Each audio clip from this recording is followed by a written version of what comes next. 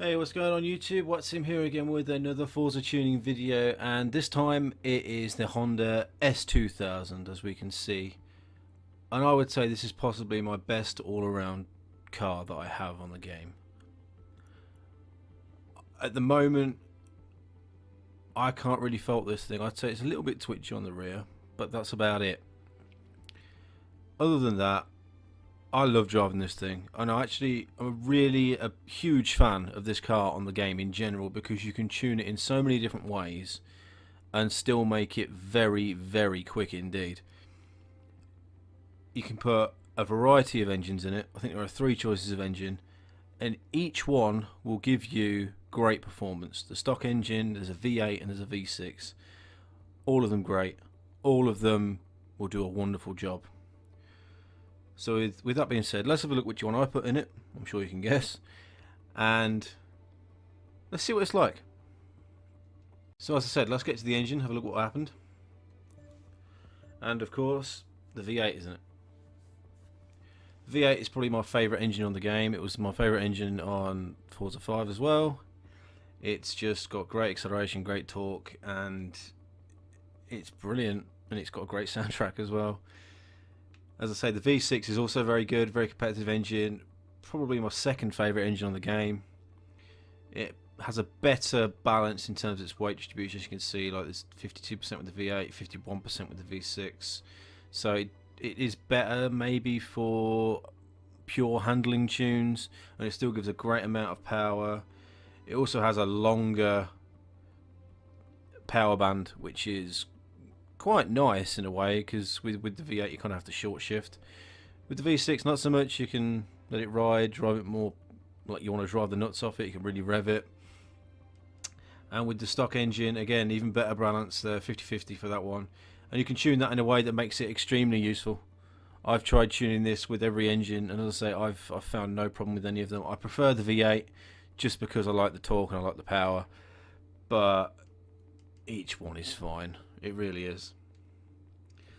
We have the standard drivetrain setup, so it's just rear-wheel drive still, and we have, of course, a centrifugal supercharger with the V8 because it gives you maximum power for the least PI. Aero, we have full aero on the front and full aero on the rear, so nothing too exciting there. Tyre compounds, we have a sport tyre compound, giving us 5.7 handling, 5.7 braking, so you know, very good, extremely good for A class. Can't fault that at all. If you were to put race tyres on it, it'd give you 5.9. If you wanted an extreme handling setup, you could do that, but that's perfectly fine for me. I love the way this thing handles right now. We have the widest possible setup on the front in terms of tyre width, so it's 235s, and same for the rear, so 295s on the rear. And wheels, we have the heaviest wheels, but they're slightly different this time. They are exactly the same weight as the ones that I put on. I just put these on because they look different and I just wanted to change. And the front have been made slightly bigger. The rear have remained stock. Clutch, stock. We have a sport transmission, not a race transmission, and I couldn't leave it standard. If I left it standard, this thing tops out at... It's not going to tell me that until I apply it, but I'm not going to apply it because it's going to screw up my my setup for it. But it tops out at something like 154, I think, which just isn't enough. You need at least 163, 4, 5, in my opinion, if you want this to be a car that can work around all tracks, or most tracks, 90% of tracks, I would say. So with the sports transmission, you can see the 0 to 100 time is a little bit quicker. I think it was 7.4 previously, 7.2 now. That really doesn't make much difference. But the top speed has increased from something around 154, as I say, to now as near as makes no difference, 180 mile an hour, 178.7. That's great. That's perfectly fine, and it gets there rather briskly. We have a race drive line on, and also a race diff. Brakes are race. Suspension is race. Front anti-roll bar is race, so is the rear anti-roll bar. We have a full roll cage and all of the weight has been taken out. Extremely predictable. Now, in terms of the engine, not much has been done. We've got a stock intake, stock fuel system, stock ignition, race exhaust, so taking quite a lot of weight there, but also putting a bit of power. That's what you want. Stock camshaft, stock valves, stock engine block, stock pistons, full stage 3 supercharger, race supercharger, so maximum power from that thing, beautiful. No intercooler, race oil and cooling just to add a little bit more power, nothing more than that really. Adds a little bit more weight, sure, but not enough to really put me off. 40 pounds in weight, but I'm getting a little bit more power. I just thought it was worth it with this one. I don't usually put it on. I'll say this thing weighs so little anyway, I just thought why not get a little bit more of a push. And a stock flywheel. So now let's have a look at the numbers. Okay, so with sport tyres, 27.5 is fine, 27.5, 28. Nearest makes no difference really, 28 or 20, even 27. In some cases, the sport tyres, in my experience, the most variable. I've said before, 27 or 27.5 is fine. 27 is probably a little bit low in most cases, unless you're getting quite a lot of wheel spin. 28 works quite well with them, but they do sometimes overheat. So, you know, happy medium, 27.5. Again, anything that gets you around 32 psi when the tyres are fully warm is what you want. We've got the gear ratio set to a 3.65 on the final drive there. Again, as I explained before, why I put this on, I had to just slightly extend that out because it wasn't giving me anything like the top speed I needed. It was just, as I say, it was really pointless, like 150 something mile an hour. I'm not going to be able to make the most out of that. I test most of my cars around Road Atlanta. On that back straight of Road Atlanta, I look to see what a car can really do, and for me to be at all interested in the car in terms of its power, it needs to get to around 164 or 5 miles an hour at least on that back straight for me to think that it can make anything out of it. If it doesn't do that, then it's got to be exceptional through the corners. So it's better to have that bit of extra power to save the effort of having to put, you know, loads more effort into the handling. Plus, with more power, you can use it around different tracks as well. I find Road Atlanta is a happy medium of a bit of a tight twist handling track, and also it has that power section as well. Alignment we've set up with, as I mentioned in my previous video, this is taking direct inspiration from R-Class cars, particularly the Corvette. It's pretty much, that is pretty much the setup that's on it. So -2 at the front, -1.5 at the rear in terms of camber. Toe, we've got 0, and then -0.2, and then 5 caster. That's kind of my stock setup where I am now, and it worked really well on this. I didn't have to change anything. It's fine. It's really direct. It's really responsive, and yeah, I can't really say much more than that. Really, it's just nice. I like it.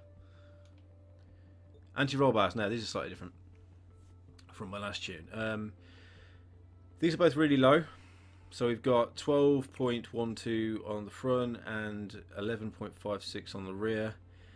Low because my spring rates are considerably higher. This whole setup here was taken directly and inspired directly from an R-Class setup, where I said in my last video, where you take the spring rate on my usual calculation, so take the weight of the car times 0. Whatever the front weight bias, divide that by 2. That will give you a number, I'm guessing, because I might have tweaked it slightly, but I'm guessing it's around 6.95. And then I add 100 to give me 7.9, sorry, not 7.95, 795.8. And then again, the same again for the rear, so it's the remaining weight percentage, same equation, weight of the car, remaining weight percentage, 0. Remaining weight percentages, sorry, divide that by 2 and add 100 again. Makes the car really stiff, really responsive. As I say, it doesn't work for every car because a lot of cars don't really have the chassis for it, I find, and they kind of spin out and they don't like it, but this works really well. So with those being stiffer, it means the anti-roll bars need to be softer to give me the balance of what I need in the corner. So the car holds its shape It will be poised and just stiff through the corner, but yet it will still have enough roll in the wheels, enough roll in the suspension to just get it around the corners, nicely. And I just think this works really well. It's so responsive. You'll know if you try this. It might take you a couple of corners to get used to it. You might spin a couple of times, but as long as you keep it above third gear, like every corner, unless it's an ultra slow hairpin, keep it in third gear minimum. Never go below it. If you go into second gear, you're going to be you might spin the tyres too much and whatever. But as long as you keep it in third and you don't drive like an idiot and you don't spin the wheels, and if you're going to expect to spin at that point, you will spin at that point. But as long as you drive it properly, keep it in third gear minimum, you'll be fine. Absolutely fine. Slow corners, third gear, perfect. It's got enough torque to just push straight through it, and you won't even notice it's in third gear. It's great. So yeah, I've explained the spring setup, and we've got ride height as usual, one above the minimum. I like a low ride height. It just seems really solid for me. We've got rebound set to 9.8 on both front and rear, and bump stiffness set to both 6 on front and rear. Again, taken directly from an R-Class setup on a race car. I think I originally started out with 9 on the rebound, but I just felt that it was needed slight more responsiveness. So I just changed it to 9.8, as simple as that. And again, the bump stiffness set to 6. As I said previously, I'm starting out now. That is pretty much my stock setup where I start now. I start on 6 on both. And then usually at the moment, because I'm not really doing this setup on every car, because I find that this really doesn't work on every car, like I say. But usually I'm moving down to, say, like 3.8 or 4 in general. But for this, 6, absolutely fine. It handles it great. Gives it a hell of a lot of responsiveness, like I say. It's wonderful. Aero, got quite a lot of aero on this one. So we've got 90 on the front and 168 on the rear. Just so it doesn't lose too much control, lose too much grip. I found I needed that. It doesn't really have much effect on the top speed or the acceleration, because it's got so much torque and so much acceleration, so much power. It's fine. It just gives you a little bit more poise in the corners, stops him from sliding out, stops understeer, stops oversteer. All the things that you expect downforce to give you. We've got brake set up at 51% and 132. I might just shift that now to actually 140 because I think we're more comfortable with that. So yeah, that's pretty much my stock setup on most cars, unless they're really light. If they're really light, I might bring that down slightly because they tend to lock up. If they're really heavy or if they've got worse tyres on, then I might go up a bit. But 140 is where I currently like it. Again, this is entirely a personal preference thing. I don't think brakes... I think they do actually make and break a car, but it's still to do with driving style, particularly with brakes. If you like to brake late and hard, you may have a better setup for yourself. If you like to gradually brake into a corner and let the car roll around it and be more placid with it, I suppose, then again a different setup again will probably be better for you. But this for me works really well. And my diff is set to 64 and 44. Again, I like it. I just like where it is. I think that just works well for the car. I think that works well pretty much on most of my setups now. I'm usually around here at the moment for all of my setups. I'm not really wavering from that point. It's just nice. I like it. So to sum up with this car, I would say it is my best all-around tune, my best all-around car I've got on the game. Not by far, but it's definitely my favourite. I can use it around any track whatsoever, apart from ovals. Forget ovals. Ovals are, they're a niche. They're very much just, you need a certain type of car. You need a powerful car. End of story. This doesn't have the power for that, but any other track, aside from perhaps a high downforce, aside perhaps from the Alps, even though I have tried it around the Alps and I did win the race, but you're gonna get beat by Alphas around there. You're gonna get beat by the Aston Martin. The name escapes me, the really high downforce one. You're going to get beat by that. But in general, around most other tracks, I'm going to say 90% of tracks in the game, this thing will do very well. Very well indeed.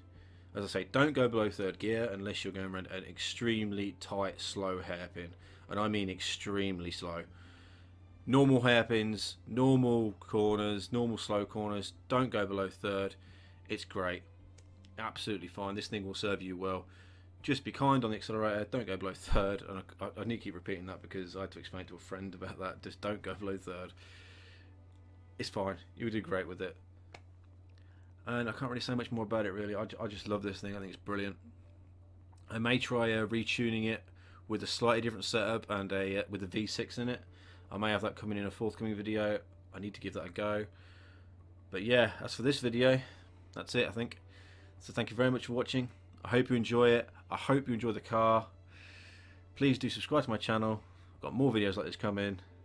Drop a like on the video, and I'll see you next time. Thank you very much for watching. Bye bye.